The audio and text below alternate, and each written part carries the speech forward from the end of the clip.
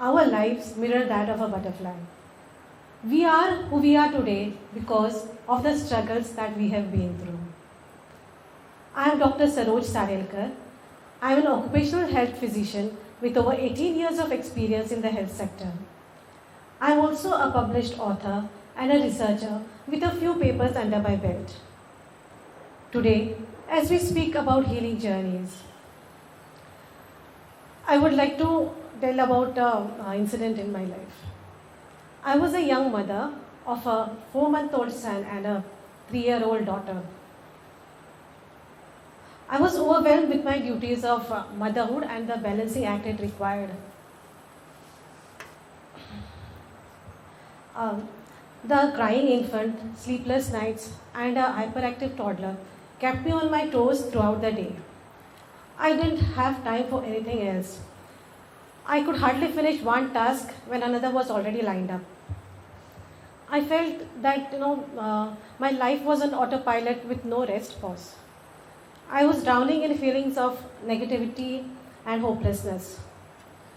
I felt that I was engulfed throughout my life with negative thoughts, self-criticism, self-doubt, and I felt inadequate of being a mother and doing my duties well. Further, I also, my asthma made a comeback in my life, and the sinusitis, wheezing episodes, rhinitis kept me awake throughout the night. I also was infected with a skin infection that is triggered during stressful conditions. Let me take you through an incident that occurred. My daughter used to be very difficult to feed. She used to not eat her food in spite of coercion, stories, reenactments, and this used to continue for a few days at a stretch.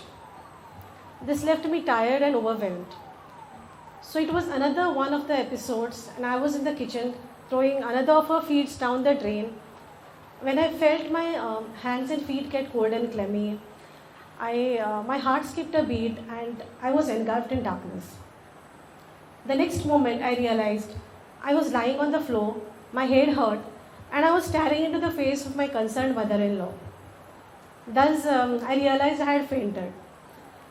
But the worst thing was, as a physician, I knew I had not fainted because of low blood pressure or low blood sugar levels, but it was my mind trying to shut out the negativity around it.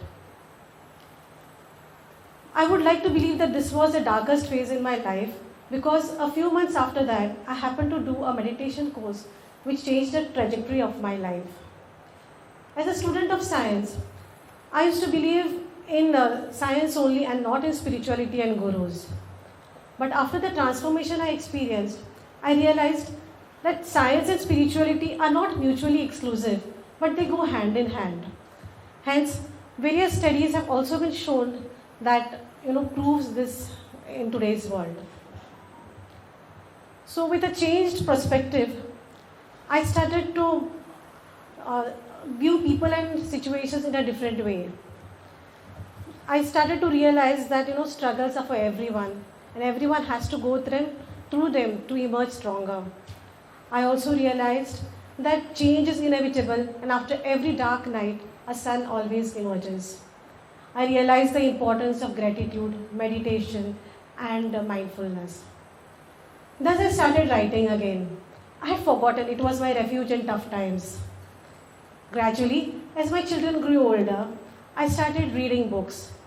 Moving on from my favorite fiction genre, I started reading spiritual books. I read biographies and autobiographies of various modern day sages and was amazed at how these common people had traveled uncommon paths. Further, I read spiritual scriptures also, which included the Upanishads, the Bhagavad Gita, the Ashtavakra Gita, and more. And I realized that there is so much profound knowledge in this text which is still relevant in today's world. And there is so much we do not know and we should know, and so much that we take for granted. As you all know, the Bhagavad Gita begins with the despondency of Arjuna, just as my spiritual journey began at the lowest point in my life. I could draw so much parallels from this book, and I wanted this knowledge from this text to reach everyone. Hence, my mission in life emerged. I wanted to add value to people's world. Thus, I started blogging actively. I started increasing my social media presence. I also wrote a book inspired by my journey and the wisdom of Bhagavad Gita. I know this is just the start and I have a long road ahead of me. But just as Lord Krishna says in the Bhagavad Gita, your right is to act only and not to its fruits. Similarly, I wish to continue on this road of life, healing bodies and souls, and sprinkling seeds of happiness and hope along the way, irrespective of when they would sprout.